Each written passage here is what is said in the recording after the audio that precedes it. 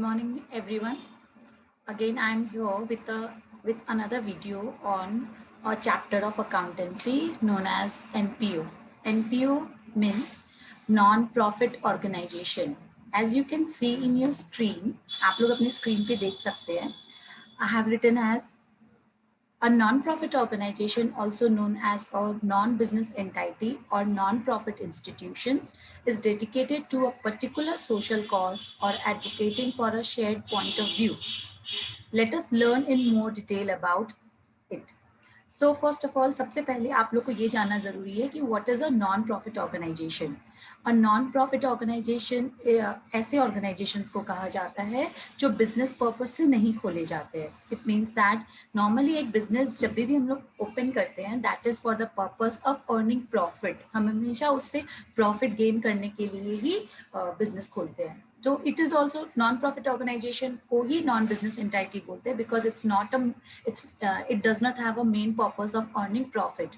But तो non profit organisation किसी purpose के लिए तो होना चाहिए ना. So non profit organisation is clear by its name. अपने नाम से ही क्लियर है कि नॉन प्रॉफिट ऑर्गेनाइजेशन बल्कि प्रॉफिट कमाने के लिए नहीं, सोशल वेलफेयर करने के लिए या किसी को मदद करने के लिए पर्पस से खोला जाता है. जब भी हम नॉन प्रॉफिट ऑर्गेनाइजेशंस का बात करते हैं तो मान लीजिए ऑर्फनेज, किसी भी ऑर्फनेज को प्रॉफिट मोटिव से नहीं खोला जाता है. उस ऑर्गेनाइजेशन में बिजनेस मोटिव या प्रॉफिट कमाने के नाम से कोई भी काम नहीं होता है. You are familiar with the word red cross society. आपको पता ही है रेड क्रॉस सोसाइटी एक ऐसा ऑर्गेनाइजेशन है जो हेल्थ रिलेटेड हर इश्यूज को सॉल्व करता है.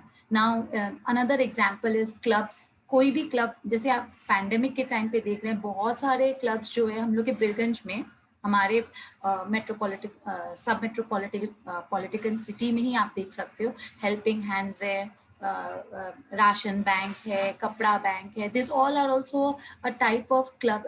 This all are also the types of clubs which are helping the poor people in this pandemic. So these are the examples of non-profit organization. But ऐसा नहीं है कि वो अकाउंटिंग मेंटेन नहीं करते, उन्हें भी अकाउंटिंग मेंटेन करने का जरूरत पड़ता है. Why? दिमाग में थॉट आना चाहिए, अगर आपके पास अगर वो इंस्टीट्यूशन प्रॉफिट अर्न करता ही नहीं है तो उसे अकाउंटिंग मेंटेन करने का जरूरत क्यों पड़ता है. इट इज रिक्वायर्ड बिकॉज जैसे सपोज मान लीजिए अगर किसी भी ऑर्गेनाइजेशन को चलाना हो, चाहे वो प्रॉफिट मोटिव हो चाहे वो नॉन प्रॉफिट मोटिव हो, उस ऑर्गेनाइजेशन को चलाने के लिए कुछ एक्सपेंसेस होते हैं और उस एक्सपेंसेस को बियर करने के लिए उस ऑर्गेनाइजेशन में कुछ ना कुछ सोर्स ऑफ इनकम होना चाहिए या कुछ सोर्स ऑफ रिसिप्ट्स होने चाहिए.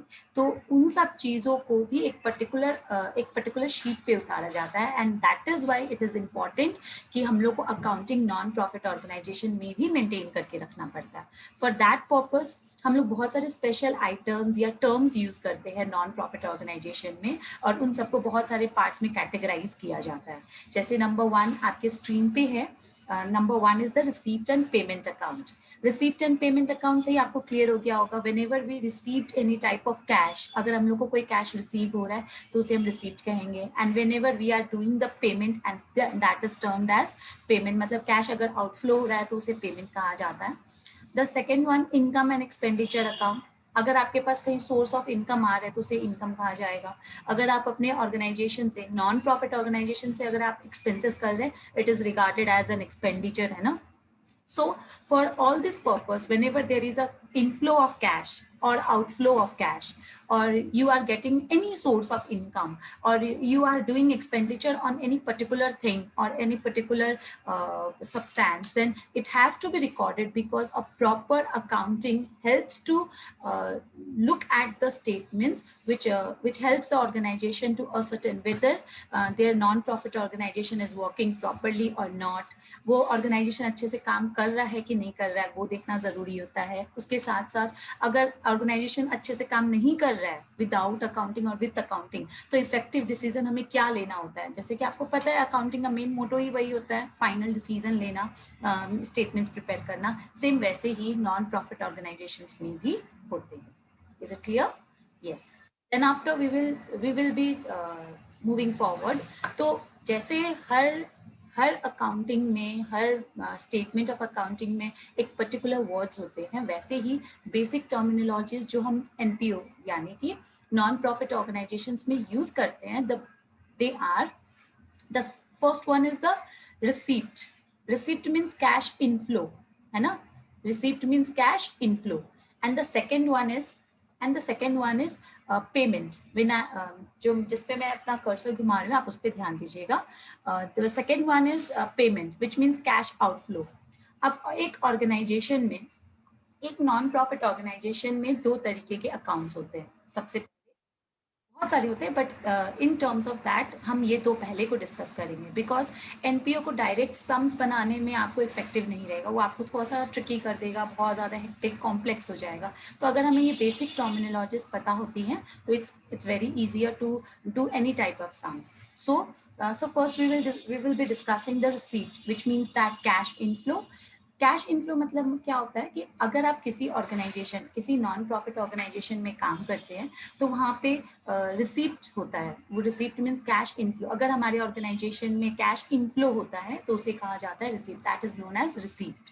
The receipt can be in terms of, and you know that कि ऑर्गेनाइजेशन में, नॉन प्रॉफिट ऑर्गेनाइजेशंस में आप कोई बिजनेस तो करते नहीं हो, कोई सामान बेचते नहीं हो, कोई सामान खरीदते नहीं, कोई सामान खरीदते बट सामान बेचते नहीं हम लोग, या फिर हम लोग कोई गुड्स को नहीं करते या बिजनेस ट्रांजैक्शंस नहीं करते. उस टाइम पे कोई भी नॉन प्रॉफिट ऑर्गेनाइजेशंस के पास जो कैश इनफ्लो होता है that is through different means. हम लोग उसे डिटेल में डिस्कस करेंगे. तो वो थ्रू डिफरेंट मीन्स होते हैं. That is number one. Certain examples I have written here, you look at the screen. Donation received.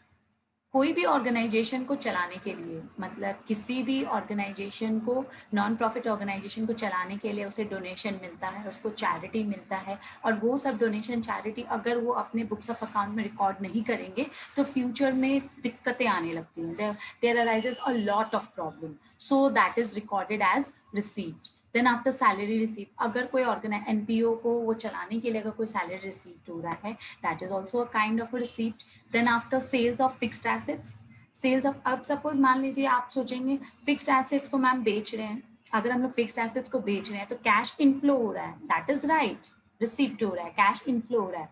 But whenever we talk about fixed assets जा भी तो रहे हैं, and I'm not talking about there, I'm not talking here about the substances going outside or inside. हम लोग ये बात कर रहे हैं कि कैश इनफ्लो हो रहा है या कैश आउटफ्लो हो रहा है. The main focus goes on this, the cash inflow and cash outflow.